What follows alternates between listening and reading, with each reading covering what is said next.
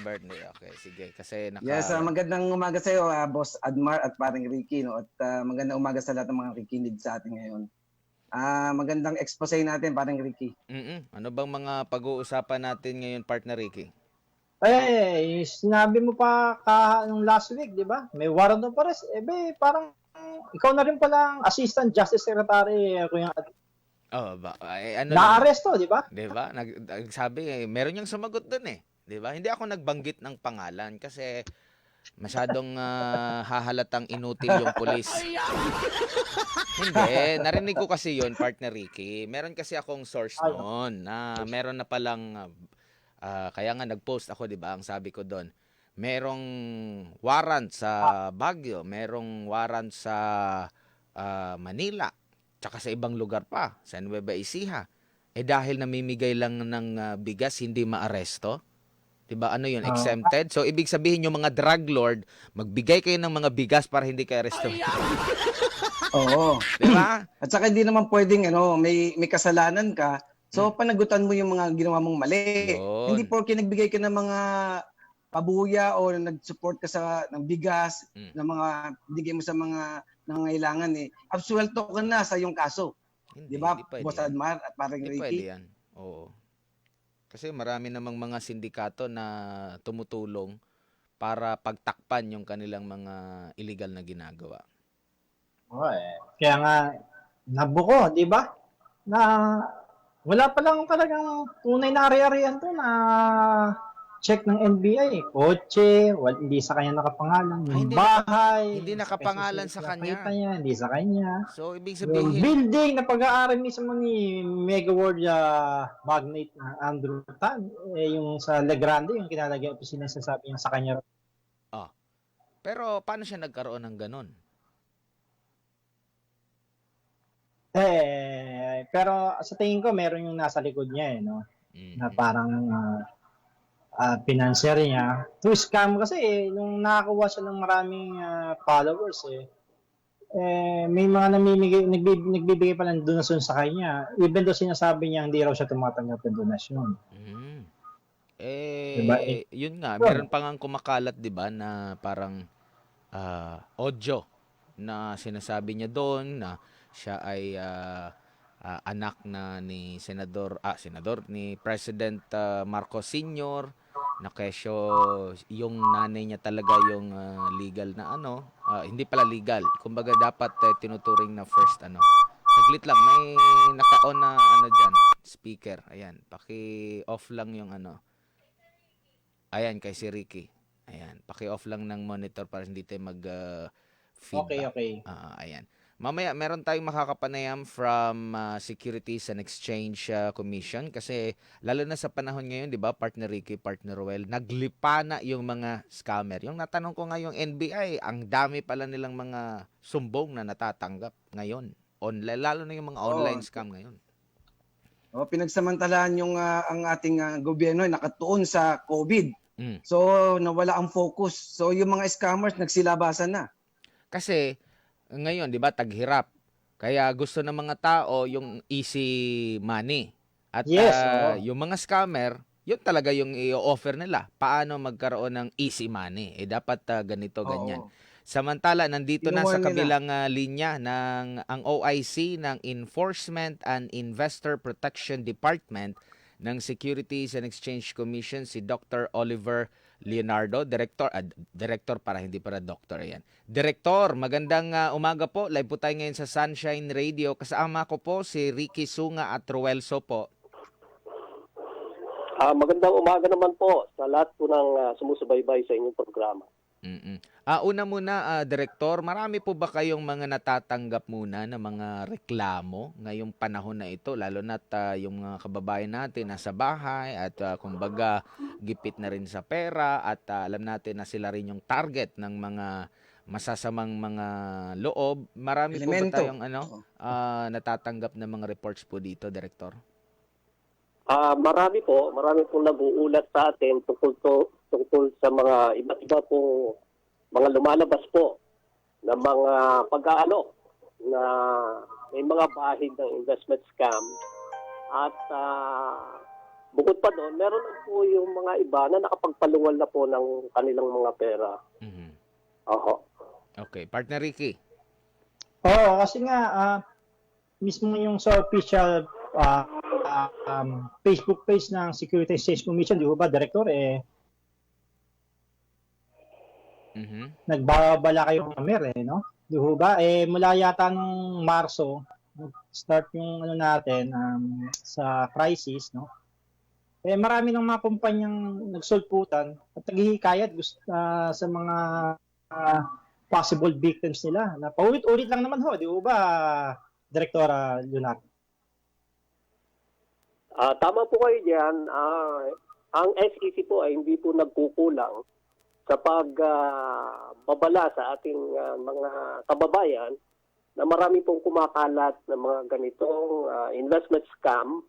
At kung mapapansin niyo po yung aming advisory na nakapost sa aming website at nakalathala din po sa aming official Facebook page na nagkaroon po ng spike o yung pag-increase po nitong mga investment scam. Lalong-lalo na po ngayon sa panahon na may COVID-19, ang mga tao po ay walang mapagkakitaan at yung mga ibang tao naman, ito ay ini-exploit yung desperation po ng ating mga kababayan na somehow kumita, magkaroon ng pagkakitaan, mga ganun po.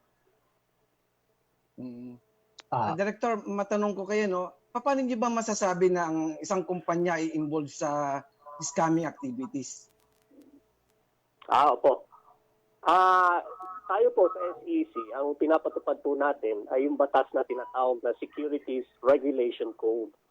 Now, ito po mga inaalok na nagiging subject po ng ating enforcement action, gaya ng advisory or meron din mga cease and desist order, nag-o-offer po sila ng investment opportunity.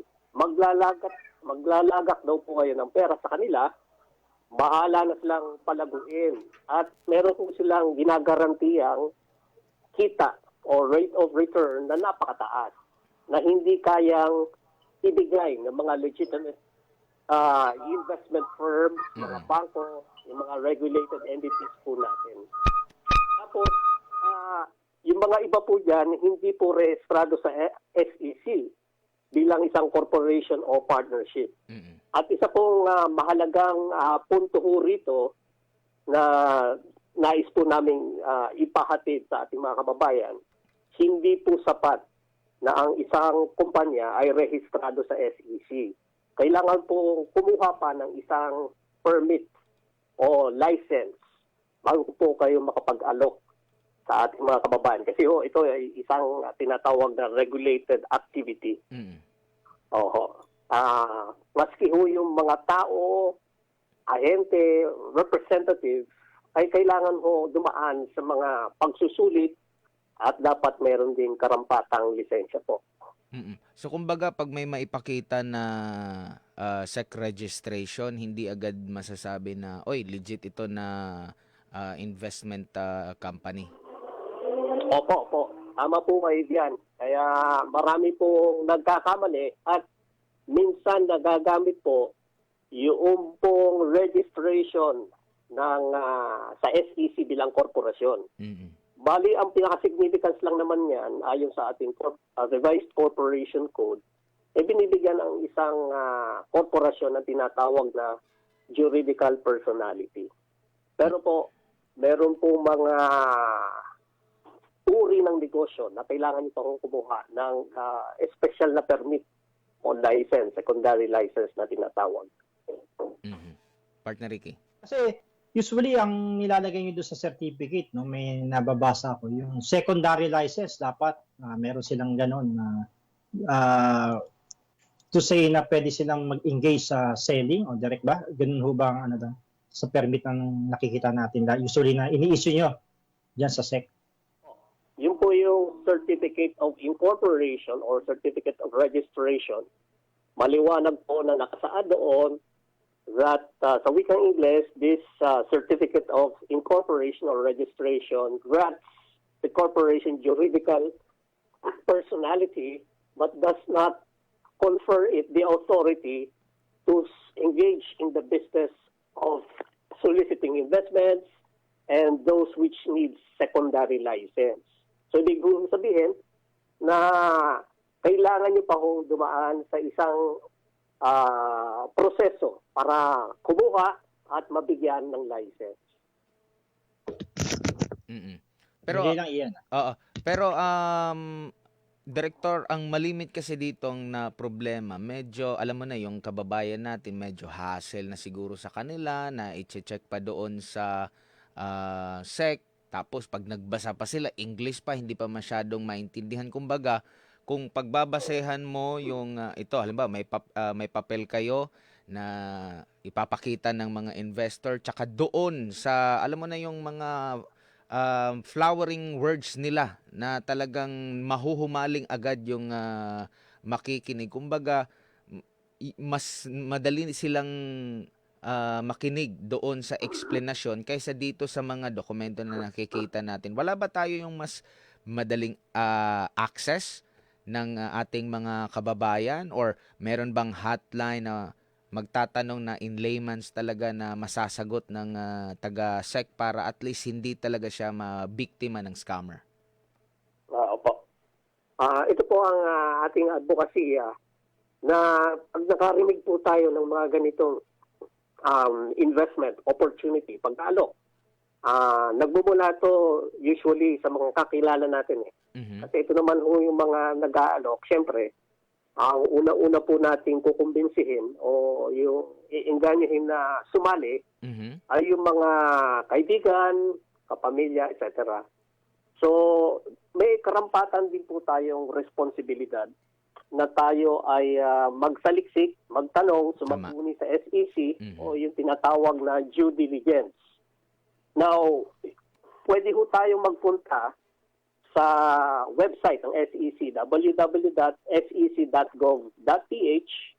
at makikita na doon po yung sa landing page yung mga securities o yung mga investments na registered sa SEC, yung mga korporasyon na authorized mangalap ng mga investments, yung mga tinatawag na brokers in securities, at gayon din naman yung mga taong may license.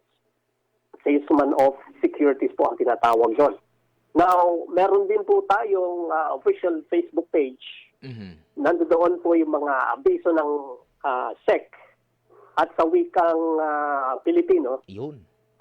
Naka-translate po yung mga advisory natin at meron din po mga impormasyon hindi lang po sa mga investment scams, ngunit sa mga ibang tungkulin na rin po ng SEC. Director, ang napansin ko lang din dito sa mga scammer o yung mga nagpapanggap ng investment company, kumbaga halimbawa naglagak siya ng kumbaga anong tawag niyan, investment niya. Sa una, patitikimin pa siya ng return of investment niya eh. Kaya yung iniisip ng ating mga kababayan, legit ito. Kasi nung nagbigay ako ng 5,000, nag-triple siya agad. So, kaya mas nahihimok siya na kumbaga sa first niya, na experience niya na dumoble, nag-triple yung kanyang investment. Yun din yung isa sa mga paraan ng mga scammer para maniwala din yung mga kababayan natin. Opo, tama po kayo diyan na ganyan po talaga ang kalakaran. Sa una, makakatanggap kayo na tinatawag na payout. Now, iisipin nyo, lihitin mo nga pala itong investment. Bakit po ako nakakatanggap? Pero yun nga yung tinatawag nilang padama o patikim lang. Dahil kasi, at one point, talagang magko-collapse na itong tinatawag na structure, Ponzi scheme. O pyramid po kasi ang niyan eh. Habang lumalawak po yung pyramid, hindi na ko kayang masuportahan. Kasi yung mga pinambibigay nilang payout doon sa mga bagong miyembro ay nanggagaling din doon sa mga nailagak na pera ng mga naunang sumali. Yes, Ricky. Opo. Okay. Tanong ko kay Director, no? Itong bang mga sistema ng direct selling, direct repeller, bonus, tong sale matching bonus, tong binary bonus, tsaka yung mga incentives, hindi itong paraan ba, may tuturing talaga ng mga scamming itong mga kumpanya itong may ganitong tipo ng negosyo? Hindi naman po sa lahat ng pagkakataon. Sinusuri po natin, ang tinatawag po yung ganyan, yung multi-level marketing or networking, isa kong pamamaraan lang po yan sa pagbebenta ng mga produkto o pampahinganyo sa publiko. Pero sinusuri po ng SEC kasi bisan ganyan, may mga produkto nga sila, pero kung tutuusin mo, napakamahal ng produkto, wala naman po market. Minsan po, pag mga pagkain, supplements, hindi po rehistrado sa Food and Drug Administration. At ang pinaka-focus po nila para kumita ka ay kailangan mo mag-invite o yung mag-recruit ng mga bagong miyembro. Pag ganyan po ang lumalabas at meron pong garantiyang pag sumali po kayo ay makakatanggap po kayong guaranteed, even kahit na wala po kayong invite, ito ay tinatawag na securities sa pamamagitan ng investment contract na kailangan po rehistrado sa SEC bago i-alok sa publiko. Opo, Director. Linawin lang natin, ang multi-level marketing per se o MLM is hindi siya masama o hindi siya scam. Ay, ganun ho ba ang sabihin? Opo. Hindi naman po siya per se, scam na po. So, but kailangan po nating suriin. Kami nga ako kasi yan na po ang aming trabaho. Nakikita na natin kung sino yung mga lehitimong MLM company sa hindi. Ang tanong kasi dyan, Director, saan ba maniniwala? Sa produkto ba or dahil doon sa scheme na yun na dahil nag-iimbita ka? Kasi di ko alam kung yung binibenta nila, epektibo ba yon or dahil maraming nagbibenta nun kasi maraming na-invite din sila at dapat din na mag-invite rin sila. Now, pag ganyan po kasi, ang focus is more on recruitment at pag-i-invite, hindi dun mismo sa pagbebenta ng publiko, baka may bahid po ng ng scam.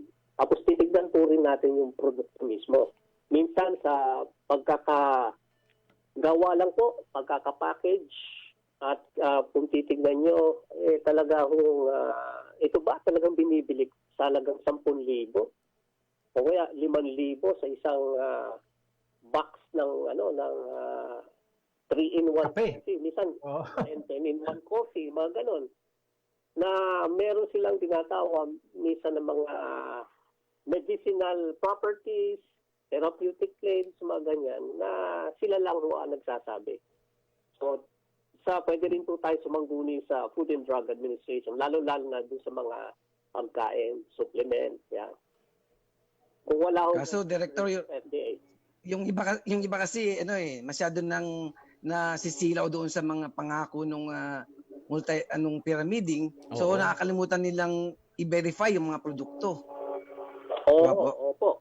Kaya doon nga pag ang pinaka-selling point, kumbaga, ng kanilang scheme ay yung pag-i-invite at sa mga rewards, bonuses, at mga tawag nito mga ways to earn, talagang dapat magduda na rin tayo. Ito nga, Director. Director. Opo. Sige, Ricky. At pukuin na natin tong isang pinost nyo doon sa Facebook, no? Itong Extreme House Trading Corporation. Extreme House of Beauty Trading Corporation. Ito ay yung mga binanggit nyo, pasok na pasok sila sa illegal activities, scamming activities. Di po ba, Director? Yung Extreme House of Beauty. Opo. May mga produkto po sila. At yun po yung mga ganyang klaseng produkto,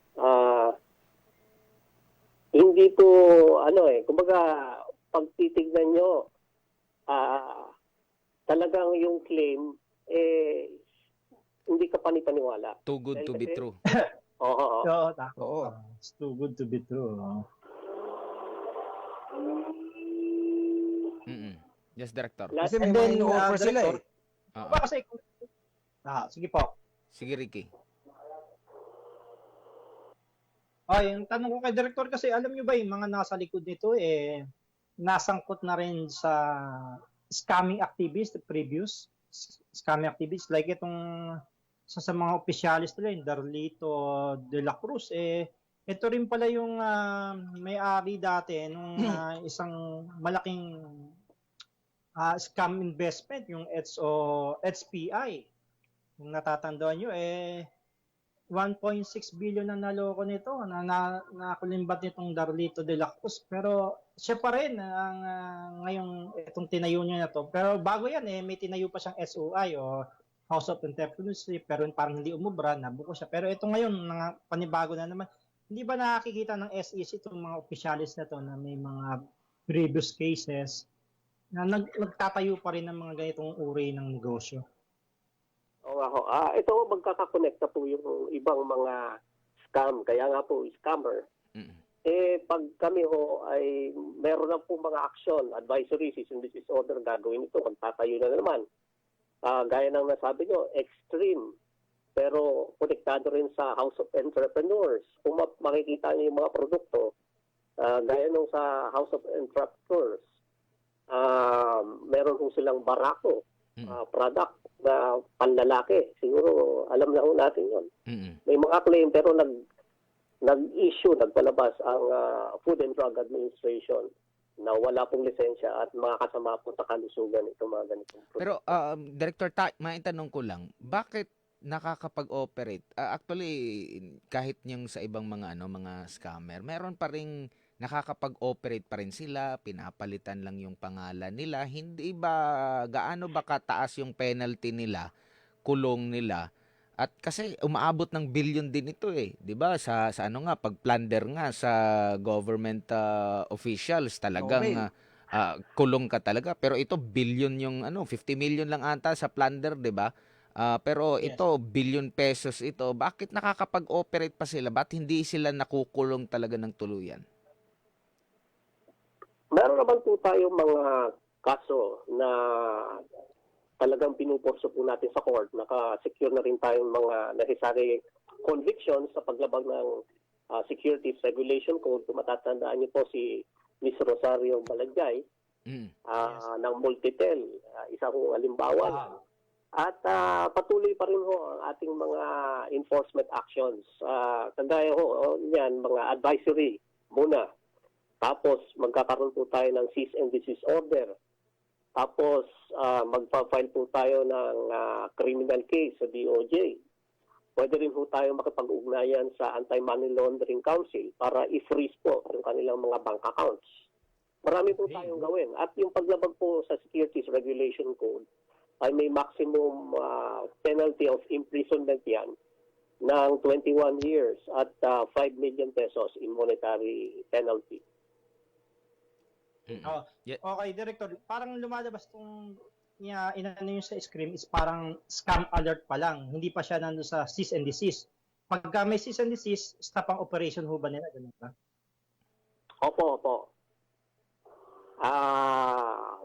Una ho, yung advisory po natin, yan po nag-serve po yan as warning sa publiko na mayroong mga ganitong uri ng alok na nakarating sa SEC at may mga bahid na scam. So dapat mag-ingat po ang publiko sa mga ganito at huwag mag-i-invest.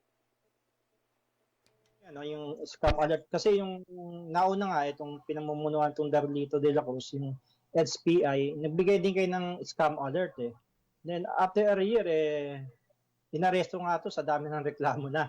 Sana, mabilis bang pagkilos o tinututukan ho ba talaga na particular ng inyong departamento itong mga scam? Kasi baka napakahalaga ho ngayon nito, ngayong panahon ngayon, kumbaga gigipit ka gigipitin ka pa ng mga taong ito. Oo nga po, ito nga yung mga taong ito, dapat mas mabigat ang parusa sa kanila. Especially kung nabalitaan nyo na po dun sa Bayanihan to Heal as One Act. Dito sa COVID-19 at kayo pa ay manloloko ng tao sa mga scam na ganito, ay may Dagdag parusa. separate na penalty pa ho kayo at pagkakakulong. Kaya inihikayat po natin ng publiko na mag-ulat po, mag-report sa aming tanggapan sa EIPD, Enforcement and Investor Protection Department. At sa panahon ngayon ng COVID ay yung aming email talagang very active. Yung epd@sec.gov.ph. Yes, Roel. Oo. Okay. Sige. Director, itong si Darlito Marquez de la Cruz nagpalit ng pangalan, no? Naging Darpua Cruz.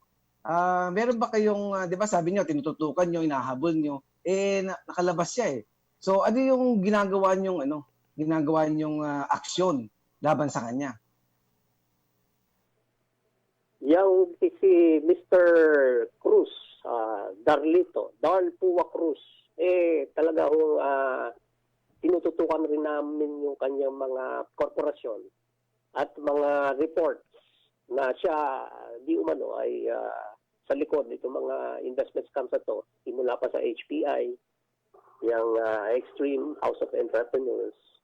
Talagang pinakalap na ho natin ang mga impormasyon para na sa ganun mapagtibay po natin kung ano bang mainam na enforcement action na gagawin natin. Kasi kung walang ulat, yung mga talagang nabiktima niya, yung mga may alam sa kanyang mga scheme, lalo-lalo yung nasa loob, mahihirapan po tayo. Pero meron na po tayong ginagawang action niya. Yes, Ricky. Kasi kaya nasabi namin yung director, no? Kasi may pinupost pa sila na meron na silang permit mag-operate sa Australia, sa Singapore. May nanghihikayat nun ng mga investor. So possible victim, mga OFW, mga foreigner din ang mga mabibiktima nito.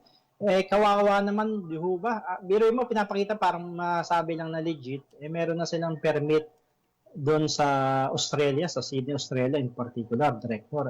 Kawawa, marami hong mabibiktima nito, lalo na mga OFW, di ba? OFW ng Pilipino, no? Pinag-iingat po ang publiko, lalo-lalo sa mga offering sa social media, Facebook. Laganap po yung mga ganyang kalakaran sa mga investment scam. Kasi naman po, kahit na wala po kayong opisina, yung iba ko, hindi talaga registered. Pero ito ang ginagawa nila sa Facebook, tapos social media. And yung po naman requirement na pag-gain ng mga investment offers, standard naman po yan sa iba't ibang bansa.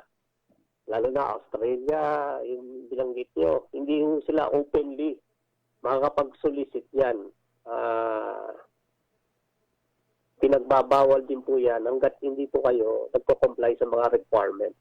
Direktor, likas ba sa mga scammer yung meron talagang alias, magpapalit-palit ng pangalan? Pag sinabi bang nagpalit-palit ng pangalan, hindi tunay na pangalan, kumuha ng mga dokumento para i-justify yung kanyang pinalit na pangalan, yun, scammer talaga yun. Natural po. Dahil kasi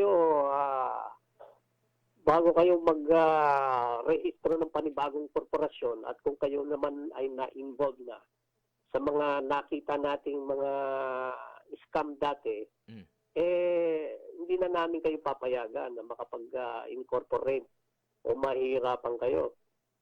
Kaya nga ang ginagawa nila, papalit-palit ng pangalan, gumagamit po ng mga ibang tao na sila raw ay nasa likod dito mga pero kung tutuusin, meron po mga iba talaga na yung principal or mastermind ng mga previous scams, sila pa rin, mga ganun po. Si Ricky. Yes, kasi parang director, parang mababa yata ang mga penalty rito. Di ba? Parang magpa-fine ng something 5 million. Kung nakulimbat nito yung billion, chicken pox lang sa kanila to. Tama. Kung Gusto nyo bang dagdagan pang ano nito, isulong sa Kongreso na itaas pang ang penalty? Naalala ko dati, partner Ricky, Roel, and the director, mismo si Mayor Inday Sara, presidential daughter, nagsabi, pag mga ganyang mga malakihan na mga na-scam, dapat ano na yan walang piyansa Nobel, oo, no, walang piyansa agad kasi maraming buhay ang nasira niyan. Biruin mo, bilyong piso yung mga nakulimbat, ilang pamilya na ang nabiktima noon, Direktor? Opo, kailangan po rin natin na malaman na bukod po sa penalty na nakasaad po sa Securities Regulation Code, meron po mga other violations pag mga ganito investment scams. Now, kung sa internet naman po, yung kanilang pagpapalaganap ng kanilang scheme, mag-a-apply din po yung anti-cybercrime prevention law na magiging mas mataas na 1 degree higher yung kanilang karampatang parusa. At meron din pong silang responsibilidad sa krimen na tinatawag na syndicated estafa. Yun po ay non-bailable.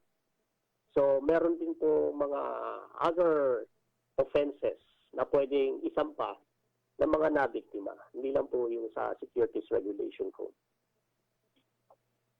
Lang na po, Director, no? May tatanong lang po ako.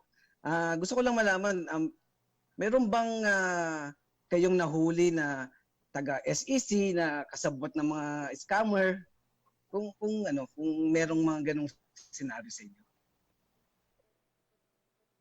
Taga-sec po? Mm-mm. Wala po. Wala po. So far. So, kasi di ba, minsan may mga scammer na yan, may mga contact, ganun po.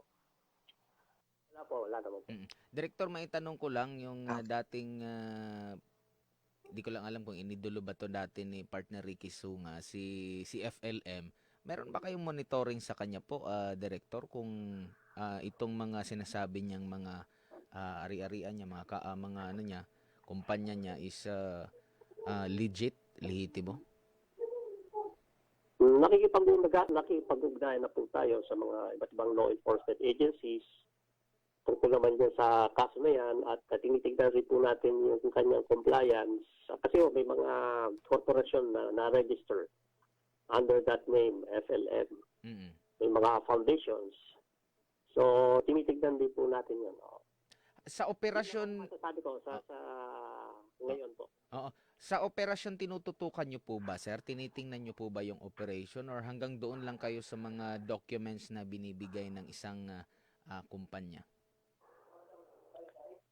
Yung ano naman po, yung aming poder o yung aming jurisdiction sa Securities Regulation Code at Revised Corporation Code ay pwede naman po kaming mag-conduct ng on-site investigation, mag-conduct ng audit, inspection. So, hindi lang po naman confined dun sa mga documents na sinasubmit ng mga korporasyon.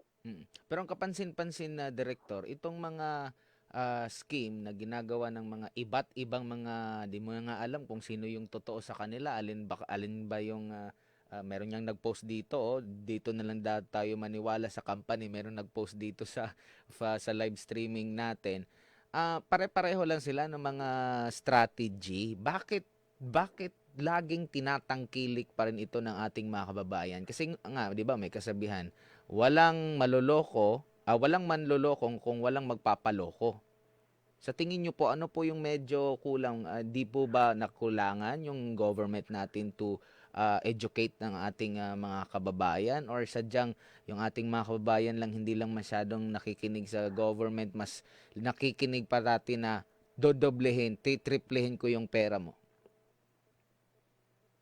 Opo, sa isang banda, medyo kulang pa rin po tayo sa tinatawag na investor education na para iparating sa ating mga kababayan na yung mga ganitong uri ng pag-aalok ng mga investment ay nire-regulate po at hindi basta-basta makakapag-gawa ng ganong uri ng negosyo kung wala kayong karampatang permit o license.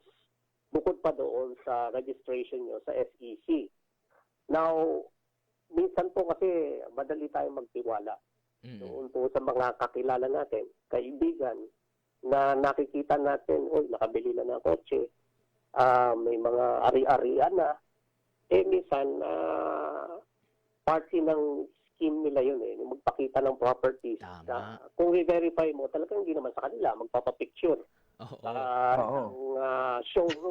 Para maengganyo. Para maengganyo. Oo. Tapos, meron daw mga cash.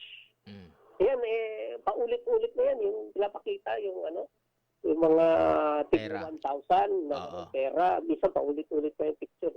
Pare-pareho lang din. Hindi naman totoo. O yun, at saka nabubulag na tayo doon sa pangako. Gaya nga ng kasabihan, pag napakaganda ng pangako, hindi totoo yan. O yung sa English na, if it's too good to be true, then it probably is. Hindi po totoo. Oo. Malimit pa naman sa mga nag-aano nito, yung may mga kamag-anak sa mga OFW, yan, yung mga kamag-anak sila rito, mag-i-invest sila. Parang kagaya lang din doon sa Kapa, Direktor, ano bang nangyari doon sa Kapa na yun? Nag-ooperate pa rin ba sila? Kaya ang Kapa naman po yan ay patuloy po ang pag-pupursu natin ang kaso nila. May maraming kung mapapansin nyo, meron po kami pa bagong advisory na in-issue sa Kapa. Dahil kasi doon po sa kanilang mga fake news na lahat po ng final na kaso ng SEC sa paglabag sa Securities Regulation Code ay dismiss na. Hindi po totoo yun. Kasalukuyan po ang dinidinig.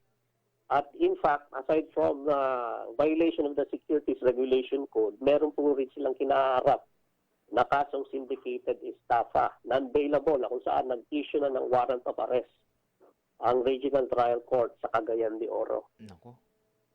Oo. Okay, Director, linawin nyo yung Okay. kasi para malaman din ng publiko na yung mga nagre-recruit, may pananagutan din ho pala base doon sa ilalim nyo ng batas ng SEC. Tama ho ba? Opo.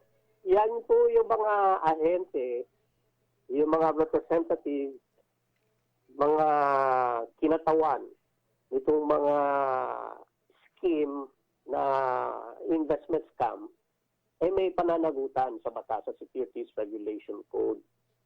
So, kayo ho ay sasabit yan. Kaya pinag-iingat din po kayo sa mga offering, mga recruitment. So, dapat alam po natin na paglabag po yan sa batas. For the record, Director, wala ho ba ilan ho ba talaga ang nasa scam alert nyo ng mga companies ngayon mula nung nagsimula itong pandemic crisis natin? Tsaka kung may listahan po kayo, kung baka pwede niyo mabanggit kung kukonti lang or yung ilan yung mga reklamong na ninyo para maging aware din yung ating mga kababayan. Yung pwede ho nilang makita yan doon po sa website ng SEC, doon sa advisory stage. Mapapansin po natin, mahigit 50 na po since the time of COVID-19. 50? Nagkaroon ng Dami. EPQ, na-issuean natin ng advisory. At yung iba ho ay talagang, siyempre, under investigation pa ho. At nangangalap tayo ng karampatang impormasyon para apart from advisory, ma-issuean na rin ng cease and desist order. Dami pala rito. Nakita ko na nitong kahapon lang nag-post kayo ng 3. Ang dami pala. Opo. Okay. Okay. Sir, Director, sana hindi ho kayo manawa ng bigay ng alerto, babala sa mga publiko. Yung departamento nyo talagang napakahalaga ngayong panahon ngayon Luhubad. Sana ganitong mga katulad ng mga specialist na katulad ni Director Leonardo, Kuya Alvar, Kuya Ruel. Sana hindi siya, alam mo na, yung mga kumpanya nito, magagaling Manloko. Mang Vincent, sana Mang manatiling Vincent, tapat at sabayan ang mga opisyalis ng SEC para labanan itong mga klase ng uri ng scam. Alam mo, daming pera nila na kaya nilang manuhol, kaya nilang bumili Kaya na lang pumatay raw, allegedly ha. Pero kawawa tong mga Pilipino natin, kumbaga lugmok na tatadyakan mo pa, di ba? Mayadmar? Oo nga. Alam naman natin na dahilan kung bakit madali silang maloko kasi nga gipit sila sa pera lalo na pag patikimin mo ng 3 beses na pag nag-invest naka-payout agad. Talagang maniniwala 'yan, direktor. Oo. Sana kung makulong agad at yung dagdagan pa ng ngipin yung batas kasi mahirap yan lalo na pag umaabot ng bilyon at maalala natin hindi ito first time, 'di ba? Yung mga ganyan na umaabot ng bilyon. Pero marami pa rin pong naluloko. Sa mga kababayan din natin, siguro dapat maging mapagmasid. Yung bangko nga, hindi nga kaya, na legit na yun. Hindi nga kaya magdoble. Ilang Ang porsyento laki na lang nung ba? bangko, ha? 2%. Oo, yun, Tsaka doble. ito yung tanong ko, bakit yung mga mayayaman na mga malalaking negosyante hindi nag-invest sa kanila kung kayang i-triple? Di ba bilyonaryo na yon? Halimbawa, sina MVP, Manny Pangilinan, bakit hindi nag-invest sa Kapa kung gusto nilang triple yung ilang beses? Di mayaman na sana. 'Di ba? Doon pa lang Oo. na logic na 'yon, kumbaga too good to be true nga ika nga, 'di ba, Direktor? Direktor, mensahe niyo na lang sa ating mga kababayan ngayon. Itong page ninyo, maganda itong ninyo, yung sa website, pero alam natin yung ilan sa ating mga kababayan di talaga nakaka-access. Panawagan niyo na lang po sa paanong paraan ba sila pwede na makapagtanong na mabilis at masasagot agad ng SEC po ang kanilang mga hiling. Bilang panghuli ko pong mensahe sa ating mga kababayan, bumisita po sa website ng SEC, www.sec.gov.ph. Pwede nyo rin po kaming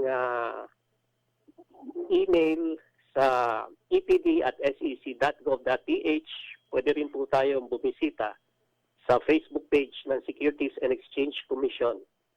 At yung ating mga contact numbers, nakalagay naman po sa website ng SEC. At yung sinabi niyo ko, gaya ng mga legitimate businessman, na kung talagang meron ho silang alam na palaguin ng pera, bakit i-share pa nitong mga scammers sa publiko?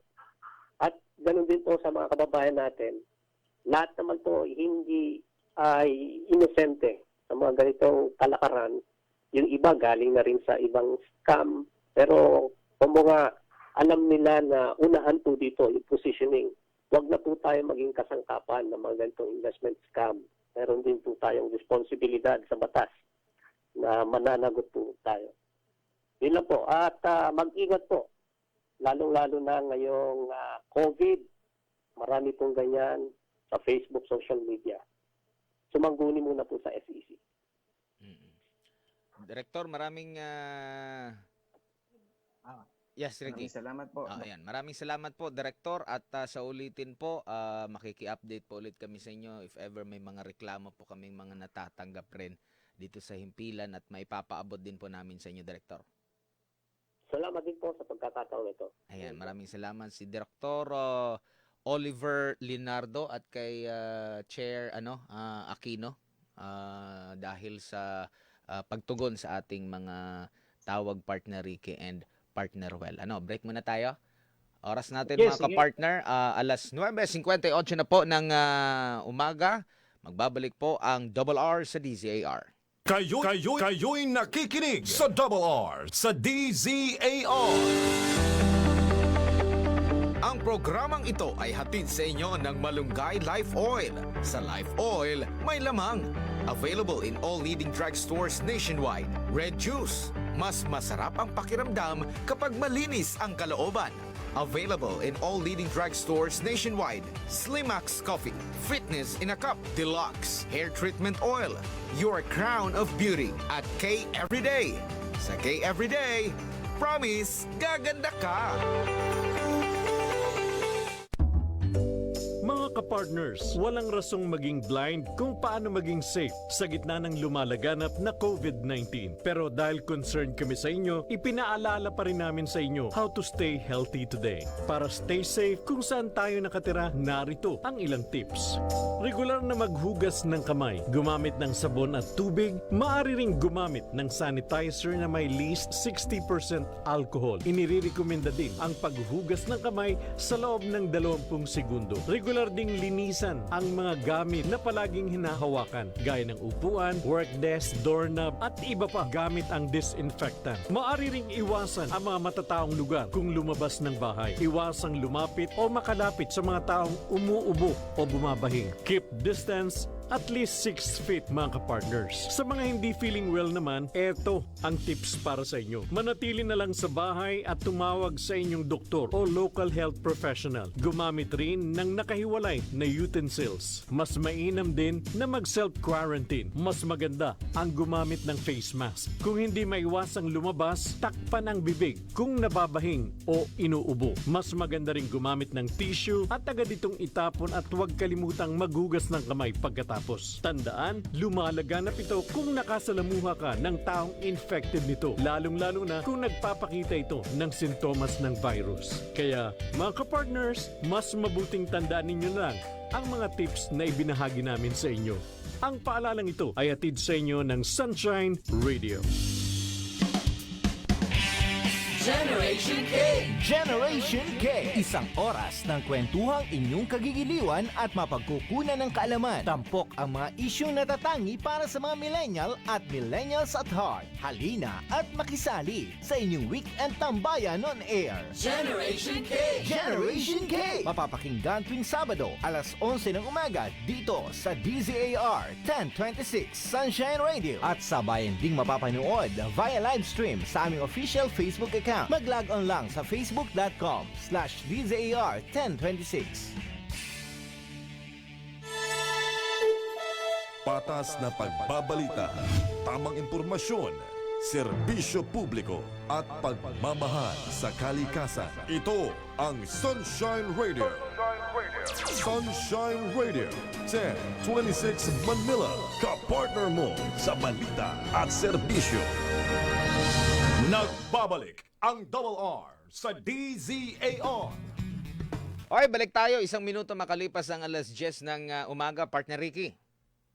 Oo, in fairness sa stream, meron din naman pala silang pinadalang sulat sa Securities Exchange Commission. No? Nakadress mismo kay Director Oliver Leonardo. No? Dinedeny nila na engage sila sa soliciting o investing mga investor. No? So, meaning, dinay nila na scam company sila. Anyway, sabi nga ni Director, ano pa lang to, scam alert pa lang to, na susunod cease and desist order. Tingnan natin mga reaction. May reaction ba dyan Kuya Admar? Mm-hmm. Okay, ito, mga message dito. Sabi rito, good morning mga kuyas. First time ko pong makapanood na dito. Sana po ay magbago na si FLM at iba pang mga masasamang loob dahil mali pa rin ang kanilang mga ginagawa. Mas mabuti yung magkaroon ka ng peace of mind kaysa sa huwad na kayamanan. Galing kay Jet Ramos. Watching and listening from Mangagoy, Surigao del Sur. Galing kay Poblador Rod Albop. Okay, sabi naman dito, good morning all kay Benny Lescabo. Kay Jade Lazaga ng Amerika, magandang umaga sa inyo dyan. Legit company ito, hindi ko pwedeng basahin kasi unang-una sa lahat, di kayo nagbayad sa programang ito. na mayroon kasi siyang ini-endorse, Yan. Na lang kayo kasi legit company ito. Okay, galing ni CL Mendez Game Farm. Good morning, Josa Zab. Ayan. Hi, Mamilet, dyan sa National Kidney Transplant Institute, NKTI. Ingat po kayo lagi. Dito naman sa iba pang mga mensahe. Okay, ito. Magandang araw po sa inyong lahat. Sana po matulungan nyo kami kasi pinapalabas na po lahat gamit namin. May 2 po kaming anak. Maliit po kami. Nangungupahan sa barangay BB1 Palay Saan to? San Jose del Monte, Bulacan. Kami po ay hindi kasali sa SAP. Halos naglilimos po kami. Sige, forward natin yung itong may number naman siyang nilagay dito. Huwag nang problemahin niya ng importante. He is helping the needy. After lang sana ng pandemic, that's the time. Anong masasabi mo rito? Na okay lang daw na meron siyang masamang ginawa basta tumutulong. Yan ang ba? Hindi lahat ng magnanakaw. Magnanakaw rin ako. Sabihan natin yung mga drug lord. Huwag mo na kayong mag-produce ng drugs. Tulong mo na kayo. Para absuelto yung mga ganung principle mga kaso. Parang sinabi mo, magnanakaw ako. Magnanakaw ako kasi tutulong ko rin naman eh. Ang tanong dyan, tumutulong ka ba dahil yan yung bukal sa loob mo o gusto mo lang pagtakpan at mapabuti gumanda yung nagawa imahe mo? mo? Tama. Oo. Iba yung agenda. Tama. Ito, mga ayoko nang banggitin yung word niyang bibi. Ayan, bibi kasi. Mga bibing tagapagtanggol na nito-nito niladang bigas. Galing kay Aisa Japson Kaluba. Ganun. Sabi naman dito. Ang masakit dyan, Boss Admar, pinapakita niya 200 kabans of rice. Pero dodonate niya 10 lang. Hindi naman natin nakita kung talagang dinonate lahat eh. Oo nga, no? Di ba? Sabi, 200 kabans 200 na kabans ang dinonate. Pero actually, pagdating doon sa 10 lang ang dinonate niya. Baka dumaan kay Kap. Ganun. Hindi natin alam. Tanong lang tayo. Hindi kayo, barangay kapitan, hindi kayo matulungan. Dapat mag-conduct sila ng investigation. Ayan, okay. Nag-reply lang siya. Okay. Sige, yung mga watchers, viewers natin, sila lang din yung nagre-reply, yung tinutulungan yung isa sa ating mga, Samantala, okay, meron bang text doon? Pakibigay nga ng cellphone natin. Okay, sige. Yun, ang paalala na lang siguro natin sa ating mga Si paring Ricky kasi parang talagang deep penetrating agent. Alam niya yung parang investigative investigative journalist. Ano ka ba dyan, Ricky? Mo parang Ricky dito sa Extreme. Nag-invest ka ba dyan? Oo. Kaya alam ni parang Ricky eh. Hindi kasi parang ganyan kasi. Yan na yung yan na yung panghimok noon pa. Yung mga MLM, 'di ba? Parang na yan yung parang lumang tugtugi na yan na diyan kumikita. Yung ating mga kababayan na mabilisan, 'di ba? Hindi na sa produkto 'di ba? Ikaw partner oil, negosyante ka. Bakit mo binibenta yung produkto mo? Sure ka dahil epektibo, 'di ba? Na magagamit ng ating mga kababayan. Pero yung sa kanila, mas mahalaga yung recruitment kaysa doon sa produkto. Yes. Kaya yung pinapakita natin for the sake of viewers natin sa YouTube, sa Facebook, yung pinapakita natin yung sistema nila, no? Meron silang yung particular itong Scream House of Beauty of Trading Corporation. Pinapakita natin doon yung mga images nila ng pag-offer ng pag-alok o pag-recruit ng mga members, no? May silver package, ando yung mga product na worth gano'n. May bronze package at may gold, no? Ang nakakaano lang dito ko yung Admar, no? Yung ang karaniwang biktima nila ngayon, target nila mga senior citizens at mga retirees no? Sa mga liblib diba, meron ding naloko one time, yung parang powder ba yun, ng mga senior citizen, na million din yung pisong halaga yung inaano. Kasi ang mga senior citizen, meron yan silang kumbaga mga pension, di ba? Syempre, sasabihin mo lang, gusto mo bang dumoble, trumipli ang pera mo para at least pwede ka pa rin magkaroon ng maraming pera. Tsaka yung mga OFW, yan din yung isa sa mga biktima na bibinibiktima nila. Oo. Tsaka banggitin lang din natin yung isa sa mga top earner nung stream na sinasabi itong stream, no? Sino? Yung Peter Paul Carlos. Ito pala suki na ng mga networking. Lahat tinatangayan. Member ng Engloba, nag-member ng Frontro. Ngayon, ito, marami mga pinag-ikutan na networking. Pero lahat daw tinangay yung pera. Pero kumbaga, nag-i-invest lang siya ng una. 'Di ba? Kasi ang ano kasi nito, pag nag-invest ka ng una, balik agad. Siguro meron din sigurong ganyan na sa una lang mag-i-invest tapos takas na Alis rin na. agad o aalis na kasi nabawi na eh, 'di ba? Oo. Maraming Totoo. mga ganyan ngayon, di binibiktima rin yan yung nambibiktima rin siguro. Malay natin. Hindi, ang mas matindi rin yung mga binanggit nga natin ng personalidad, yung Darlito. Nominee pa to ng party list nung tumakbo noong 2016, yung Tanggol Maralita. Tatanggol yung mga Maralita pero kinukuha ng pera. Ay, ganun ba? Tumakbo rin siya ng ano? Oo, pero natalo tong Oo. party list na to. Kasama yung isang Natalo. treasurer niya dun sa Hindi kalooban ng SBI. hindi kalooban ng Panginoon talaga na maghari yung mga ganyan. 'Di ba? Tama, Ang kasamaan. tama, oo. Kasamaan Yung talaga. Queen Ashley of yan, kasama yung sa tumakbong second nominee yun. Eh, Mabuti naman at hindi pinagal. Ano ba sila? Na qualified ba sila to run? Qualified eh. Qualified sila. Qualified, oo. Eh, Nakapasok. Oo. Tsaka baka Nakapasok. siguro yung Kumbaga, party lahat sa list requirement nila, ng party- baka yung party list nila mga ano rin 'yun. Tagaron din.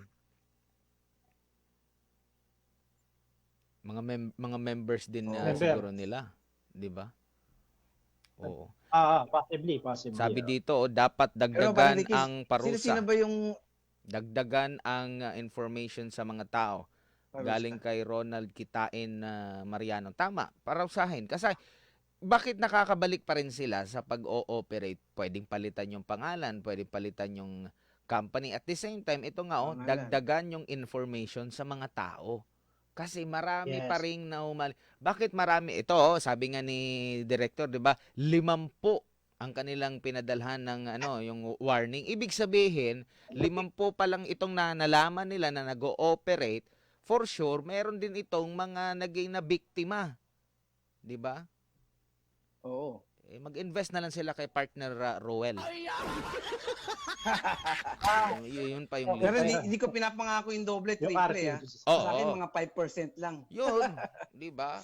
Bangko nga ilang porsyento lang 'yan, 'di ba? So, yun Per yung- annum pa. Oo. Tapos sila doble, triple, di ba? Mabilis, isang buwan lang. Yun Oo. nga yun nga yung pyramid na sinasabi kasi habang paparami ng paparami yung mga miyembro. Sa una siguro may ibabalik pa yun kasi i-roll lang yan, 'di ba? I-roll lang yan kung halimbawa si partner Ricky pumasok ngayon. Tapos pumasok si Ay. partner Roel, yung ininvest ni partner Kita ka Roel, na sa akin. yun yung ibibigay ko kay Sabi partner sa'yo. Ricky. So mag-aantay na ngayon. Halimbawa, 'di ba? Magre-recruit ka Oo. ng dalawa. Yung recruit mo ng Ah. dalawa, kahit yung isa pa lang, edi dumoble ka na doon. Dumoble yung ganun lang yan, pinaikot-ikot lang kayo at pinaasa. Mga paasa Pero talaga. mas Tama. Oo. panalo rin yung una, yung lalo yung nagsisimula. Ay, may Yun. mga downliner na tawag. Yun. Yung mga downline, kawawa. Yun ang mga walang makukuha. Yun yung mga sila yung alam mo, sila yung laging nagpo-promote sa mga social media, na kesyo kuminis yung kanilang mga mukha. Oo. Yung isa pa nagreklamo kasi ginamit yung mukha niya, hindi naman totoo. Yung mga ganun na mga istorya, parang may ganun yata akong nababasa palagi, nasa harapan ba yun?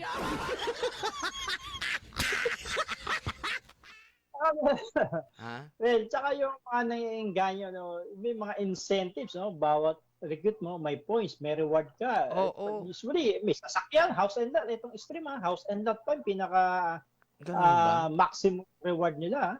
Dapat mag-show na sila sa TV, parang si Willie. Si Willie nga pa jacket, gismil lang nga yan, 'di ba? Mas mayaman pa sila, 'di ba? So yan yung mga tinatawag na too good to be true. Kumbaga, To be true. sila lang yung nakaka-offer, 'di ba? Bakit yung mga mayayaman hindi nag-engage sa kanila? Kahit yun na lang na logic, 'di ba? Kung totoo talaga yung kanilang investment, unang-unang mag-i-invest diyan yung mga Ayala, Pangilinan, mga C, ano pa, mga Tan, yung mga Filipino Chinese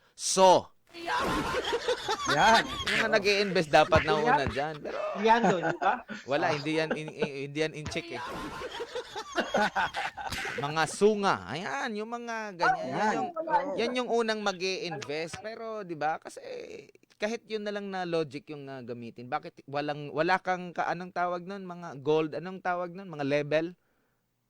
packages Oo. may mga Ah, packages ah, sila. Package, Di ba may- silver, bronze. Di ba may mga level yan? Yung gem, ano yung level mo na, crown, yung mga ganun. Dapat yung mga Ah. kalibel mo, pag nagmi-meeting ka, di ba, meron yung mga membership meeting, yung mga ganyan. Dapat yung mga nakikita mo, mga Ayala, Zobel, yan. Maniniwala ka na, legit itong company na ito kasi yung mga Yes, bigating. oo. Pero yung mga ano mo, is parang, uy, sa kabilang MLM, nakita ko rin to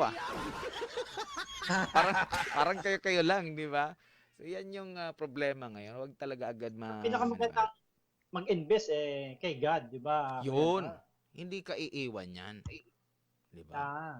Diyan Tama. ka mag-invest. Kaya nga si Partner Ricky, lagi yung nabibless sa mga pinopost ko. Di ba, Partner Ricky? Di ba? Palakpakan. Yes. Yeah. At dahil dyan, sana ay yung ating mga kababayan ay natuto na. Kahit alam natin na mula pa ilang dekada na, marami na yung government natin. Laging nagpapaalala dyan. Pero marami pa rin mga nabibiktima. No? So kami rin, tayo rin dito, tuloy-tuloy lang din tayo sa paalala. No? Mag-ingat po mga kapartners, no? Dahil hindi po biro yung Maraming manloloko at saka Oo. scammers. pinagpapawisan yan, dugo at pawis, Pinaghirapan yung pera, pinaghirapan yan, tapos easy-easy lang sa kanila. Sa kanila, laway lang ang puhunan, dodoble, triple, tapos sila lang yung yayaman. So, mag-ingat po tayo dyan mga kapartners. At dahil dyan, baka may gusto pa kayong batiin, Partner Ricky. Yes, patingin ko lang si Sa akin, good morning at kay Binis. Good morning, Binis. Anyway, ako nagpapasalamat ako ng gusto kay Director Oliver Leonardo, no, nabigyan tayo ng pagkakataon para malaman din ng publiko. Sana hindi siya manawa at manatiling matatag, no? Dahil itong mga kalaban na to, ang daming pera nito. Pera ang kalaban mo nito. Oo. Oo, sana manatili siyang tapat sa kanyang trabaho bilang enforcement and investor department chief. Yan mga kapartners, sana magbigay aral sa inyo to na ang instant lang instant noodles. So, Yun. walang instant, lahat naghihirapan. Pinaghihirapan Maraming salamat. yan, di ba? Partner Ruel. Sa akin, for me, sa akin is we are in the dark times, no? Dapat tumulong at hindi manloko o manlamang. Marami na tayong pinagdaan ng mga disasters, calamities, pero itong pandemic ng COVID, ito yung talaga nag-cripple sa mga Pilipino. Pero marami pa rin nagsulputan ng mga scammers at manloloko. Di ba? Galing sila It's God's gift, pero sana gamitin nila for good. Sana yung mga ibang nahuli, nagpalit ng pangalan, pero sana wag na ninyong ituloy yung panloloko. You can evade or elude yung law of man. But a law of God, hindi nyo matatakasan yan. Yun lang po. Ay, malay mo, mamaya paglabas nila na magka-COVID na sila. Oo nga. Wag naman sana, baka maano pa sila na mag-repent sila sa kanilang mga ginawa. Maraming salamat, Partner Ricky at sa Partner Ruel. Samahan niyo po ang Double R sa DZAR sa susunod na Sabado dito pa rin po sa DZAR 1026 Sunshine Radio. Maraming salamat sa inyong pakikinig. Susunod na programang Batang May K para sa mga bata dyan na alam niyo naman, pandagdag kaalaman po ninyo habang nasa bahay kayo together with your family. Admar Vilando po, maraming salamat. Magandang umaga. Double R sa DZAR. Ang programang ito ay hatid sa inyo ng Malunggay Life Oil. Sa Life Oil, may lamang. Available in all leading drugstores nationwide. Red Juice. Mas masarap ang pakiramdam kapag malinis ang kalooban. Available in all leading drugstores nationwide. Slimax Coffee. Fitness in a Cup Deluxe. Hair Treatment Oil. Your crown of beauty at K Everyday. Sa K Everyday, promise, gaganda ka!